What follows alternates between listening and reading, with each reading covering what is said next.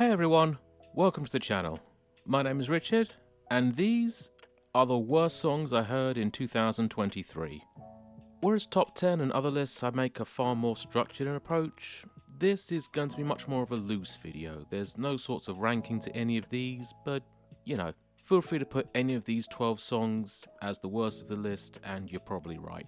Lastly, these will be bands and artists you will have heard of. If you're expecting to see something only someone who's terminally online will know about, or some guy who's got like 8 views on his SoundCloud page, or people who exist to live at the bottom of Rate Your Music, that's not going to happen. These will be actual songs people have heard of. Well, mostly, but we'll get into that. Number 1. Radio Song by Hardy. I really don't like the cynical initial approach here. Like, oh, it's so easy to write a radio hit song. You just do this and say that and there you go. Hit song. Which, yeah, I guess, a lot of pop country of a certain time period kinda sounds like this, but writing a great song in any genre of music is an art form in and of itself. And being sincere about your approach is what's going to make you connect with an audience, not this smug, self-impressed approach that wants to have it both ways. Like, hey, I wrote a catchy chorus. You can listen to it ironically and unironically depending upon your social situation, so you can turn around and just make fun of people who actually enjoy music that sounds like this. Oh yeah, and when it does this.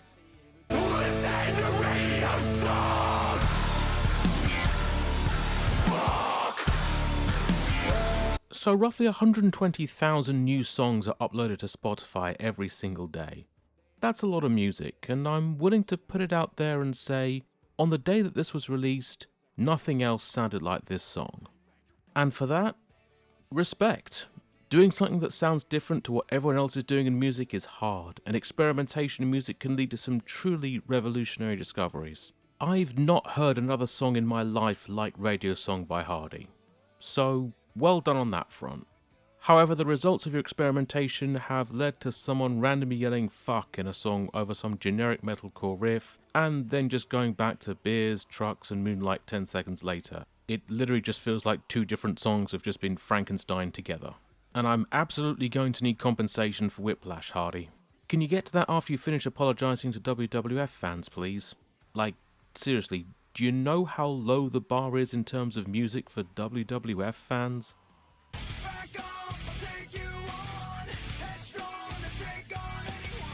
Yeah, maybe you're better off behind the scenes.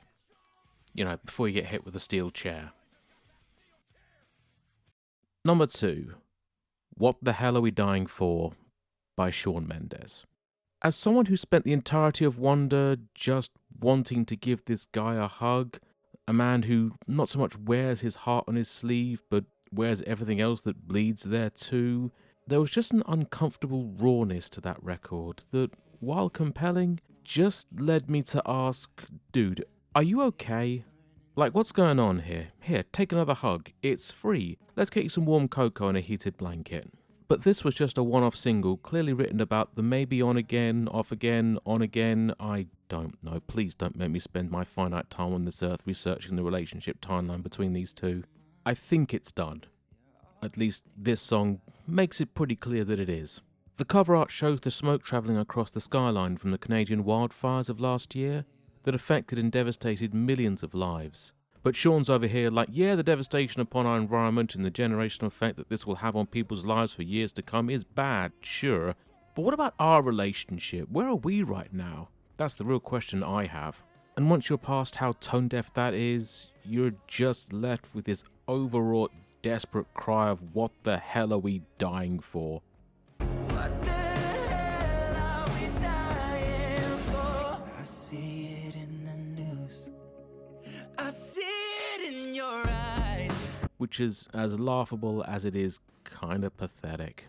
As someone who was made fun of for enjoying emo music way back in the day, I totally get why you made fun of me and people like me now. And while the music of my youth had an energy and an anxious intensity that could make you feel something, this has none of that. It's almost like it was written and produced within a day. Because it was. Shawn, please, when you finish your cocoa, go and get some help. Number 3. Cinderella Snapped by Jax. Look, for as many problems as Disney has right now, before Disney got obsessed with live-action remaking everything, the original Cinderella is from 1950, and to me, it still holds up. What can I say? People like magic castles, people like fairy tales, people just like escaping to a reality before CinemaSins existed. And by people, I mean me. Hi, I'm the people. The original Prince Charming has like 5 lines of dialogue, because, the film is called Cinderella. It's almost like the entire film is supposed to be about her. But that's not quite subtle enough, so Jax has presented you with the kind of fan fiction that would get your Tumblr account taken away from you, where he cheats on Cinderella with one of her stepsisters. And from there we get the reason why the term girl boss died.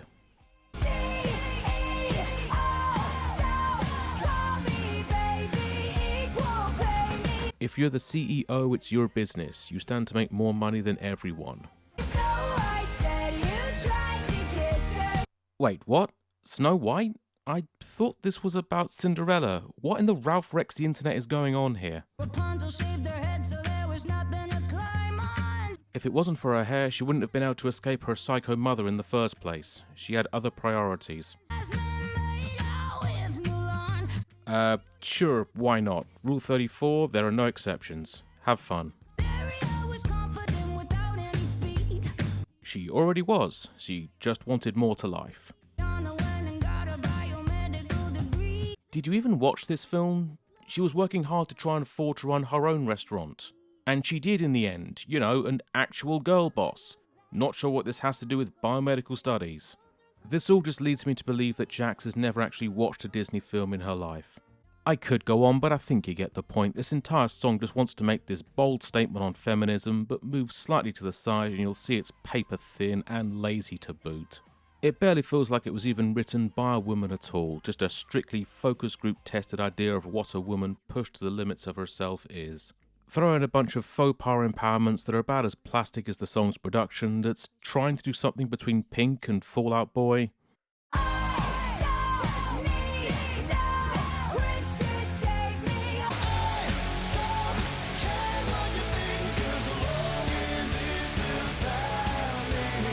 And would be outdone by a different intellectual property about a plastic figure later on in the year.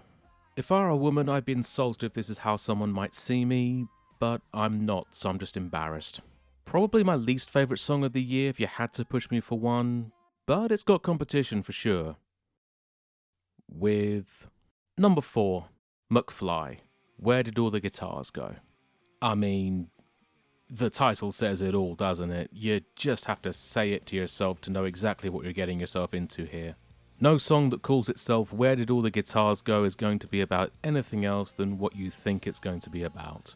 Just the most insufferable old man yells at cloud type shit and then says, music was so much better in my day. Which is fucking insulting considering 2 of you are my age.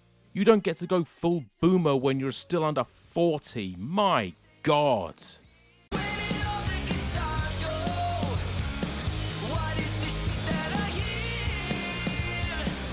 And if you're going to lament the loss of rock and roll and the guitar, can you at least do it over a riff that sounds like it was learnt by someone who's been playing one for over a week?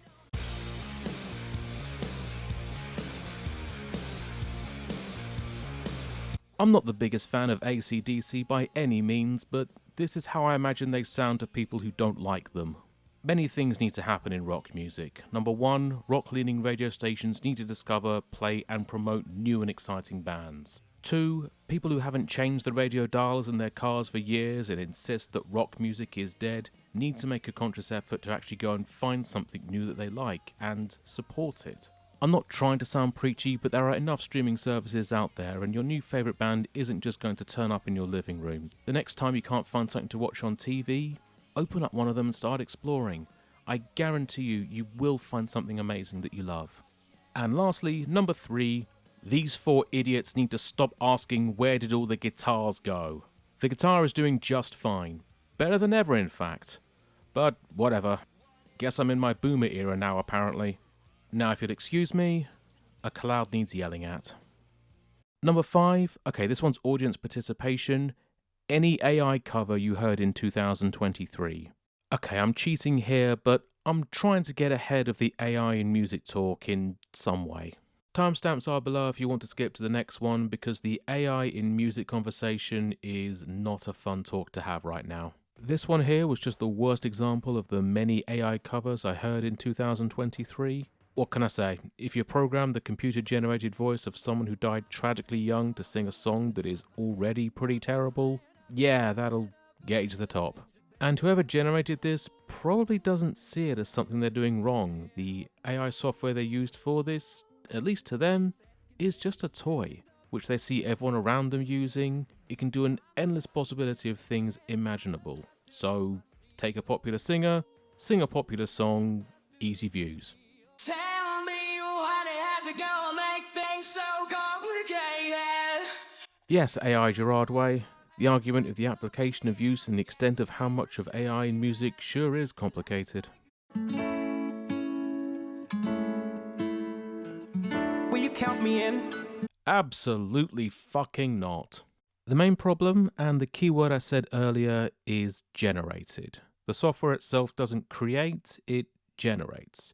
It's a machine. Tell it what you want, and it'll deliver a version it thinks suits that best. Without that human touch, it's never going to deliver exactly what was intended. So if no one is there to input a command, the internet will move towards the natural point that gathers us all and brings us all together. SpongeBob SquarePants.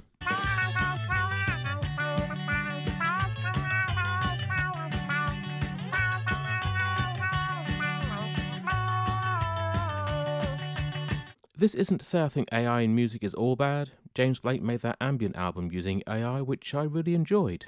From a production standpoint, it's got the AI coding to help musicians across the world with mixing and quantizing, me in particular with my clumsy piano playing hands. And I can see certain softwares being of great use for disabled creators, or those with a lack of mobility. And if it can unlock those kind of doors like this...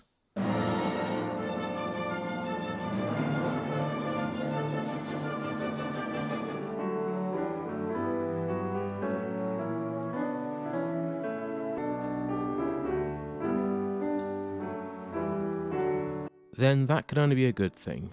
And also because its use in music led to an incredibly emotional moment for me last year.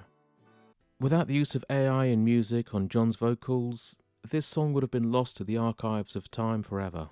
Your mileage will vary on if that was a good thing or not, but I've found its use to not be too distracting, and also because my father-in-law passed away a few years ago and he was a huge Beatles fan. We took the song to his grave and played it, and I'd like to think if there's somewhere we all go, he would have heard it in some way. And if AI can be used to help create a moment like that, then that can't be for nothing. And then someone yells, actually, the Beatles are overrated. Paul McCartney, more like Paul Mid-Cartney. And we're back on the internet. So where do we go from here? Honestly, who knows? Like toys, they go in and out of style, but SpongeBob SquarePants is forever, right? For now the day bleeds into nightfall. You know he to give me through it all. I lay my guard down, and then you pulled the rug. I was scared it kinda used to being someone you love, but now the day bleeds. We've gone too far. Burn it all to the ground. Purge the machines. Leave nothing standing. Skynet will kill us all! I guess what I'm trying to say is my feelings towards AI are very complicated and I have no idea how to feel about it all. I'll update my feelings when I have new things to say. And speaking of Lewis Capaldi, number 6, Pointless by Lewis Capaldi. I realised in 2023 that I get more frustrated at songs that are close to working than I do with songs that are just straight awful. I found it most with One Thing at a Time by Morgan Wallen. This is a really great guitar riff and the production's good too. Get someone like Fickle Friends or Mooner or Pale Waves on this and making a song about a couple who are trying to make a relationship work but things seem to get in the way. But a fun kind of get in the way, you know? This was another song that really frustrated me in the same kind of way. The piano's nice, Lewis's non-belting voice is great in a really distinctive kind of way to me. I take her out to fancy restaurants. She takes the sadness out of me. These little details and particulars in a song may not mean much to others, but I think he's really got something here. But oh man, he just can't help but get in his own way. Everything is pointless without you. Of all the dreams I'm chasing, there's only one I choose. Dude, you got the girl, she's bringing you coffee, she's making you happy, why are you all of a sudden screaming like this? Just, you are so close, dude. Why? Okay, what I'm about to say here might be sacrilegious, but I feel like I'm just going round and around in circles with Lewis's music right now, so here goes.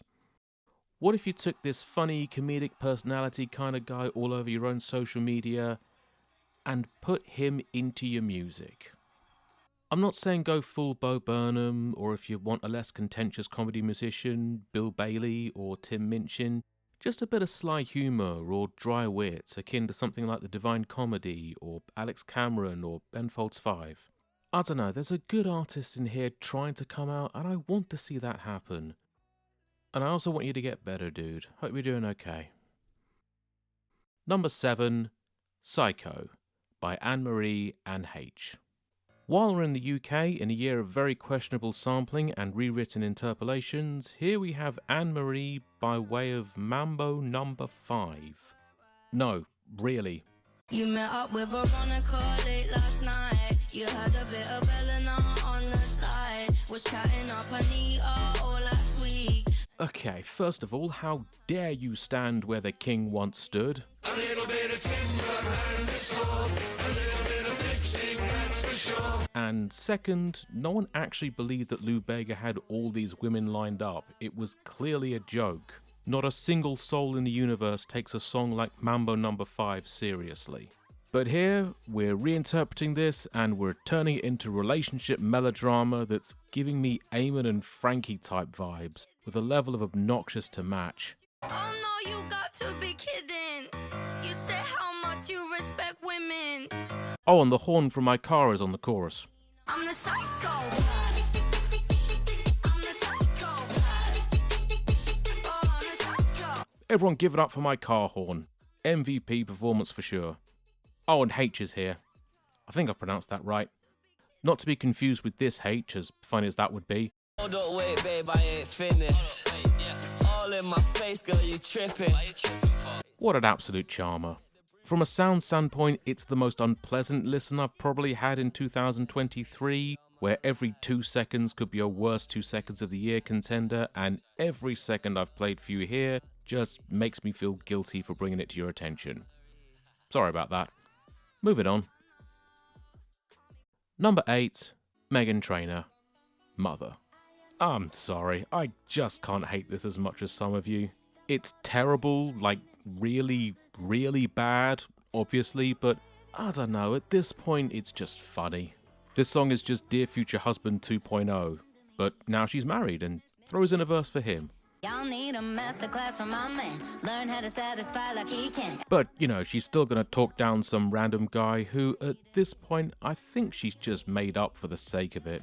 Just make the whole song about your now husband. Call it Dear My Now Husband, I was totally just kidding about that whole we'll never see your family more than mine line, lol. Oh, and the Sandman sample's here too. Yeah, I don't know, I got nothing. I presume it's to get her kids to sleep? You know, before she goes back to saying the word bum 47 times. Oh, Meghan, never change. I almost admire how terrible this is, and Meghan's persistence to keep mining the exact same well for the exact same results. Booties, bases, bums and all. But, you know, there I go again with my mansplaining. Number 9, Avenged Sevenfold, Ordinary. The album this is from has been covered and picked clean pretty conclusively already. It was, for the record, the second worst album I heard in 2023. But I appreciated just how many risks and wild diversions this utterly insane record took. And, guys, I miss Daft Punk too, but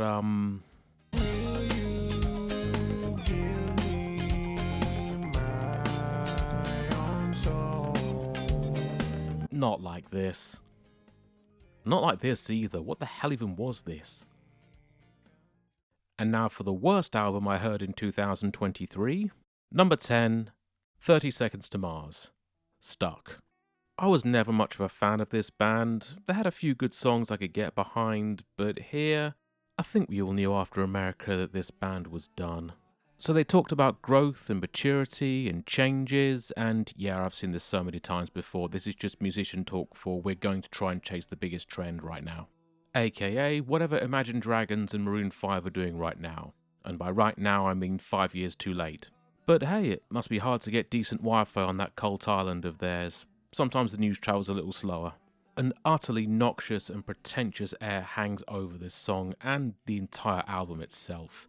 A superiority complex matched with delusions of grandeur.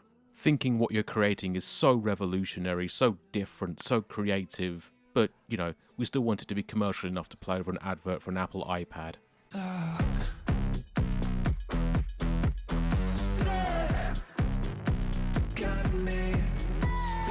All pompous style and absolutely no substance underneath. Just a hollow shell of a song. Number 11. Fancy Like Christmas by Walker Hayes. Did you even know that Walker Hayes released an album last year? Well, it was more of an EP, but still, I didn't know he released a new project last year.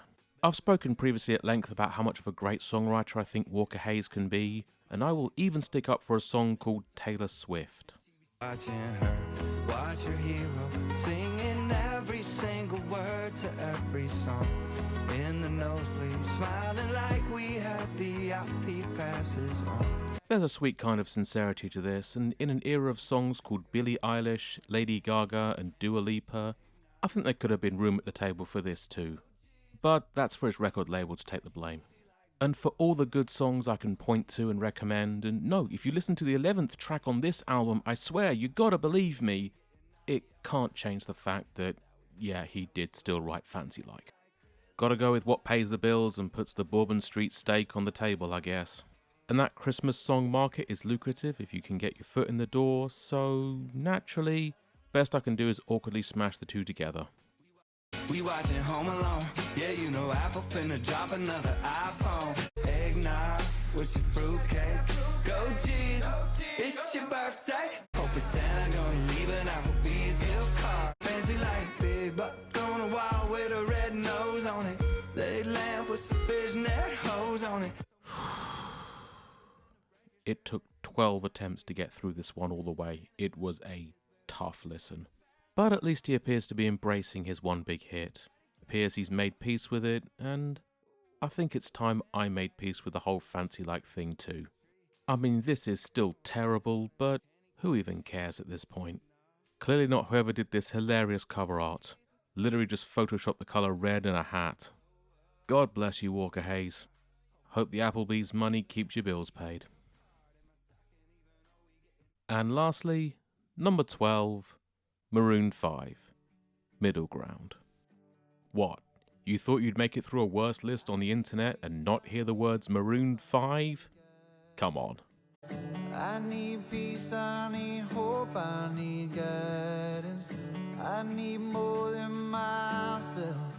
Oh, fuck right off. Me. What I want, what I need. What you need to do is stop hiding behind the name Maroon 5 and just go solo already. The song is clearly about your infidelity incident, so why have you got to drag everyone else into your mess? Sisters and brothers are picking sides, and both of our mothers are terrified. Gee, I wonder why. Is it because you are wanting to name an unborn child after the woman you are flirting with on Instagram?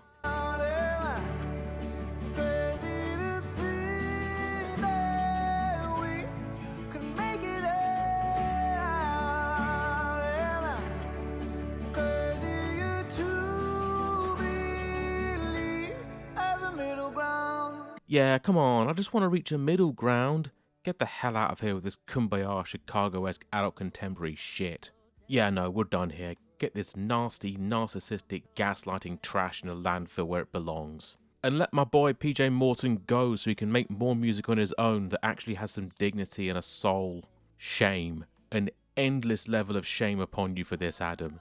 This not charting in any kind of way was a blessing for you, so that anyone besides the true diehards who are somehow still here and somehow still put up with you never had to hear it. This has to be the final nail in Maroon 5's coffin. I genuinely don't know how you can come back from something this bad. And that'll do it. Thank you so much for watching. If you'd like to like and subscribe, it would be a wonderful help to the channel. Leave comments about anything you'd like to below because that'll help the algorithm. And lastly, I've set myself up a Patreon and I've just dropped the price. Now just £1 a month. If you want to support the channel further moving forward, link is in the description box below. Thank you again for watching. I'll see you next time.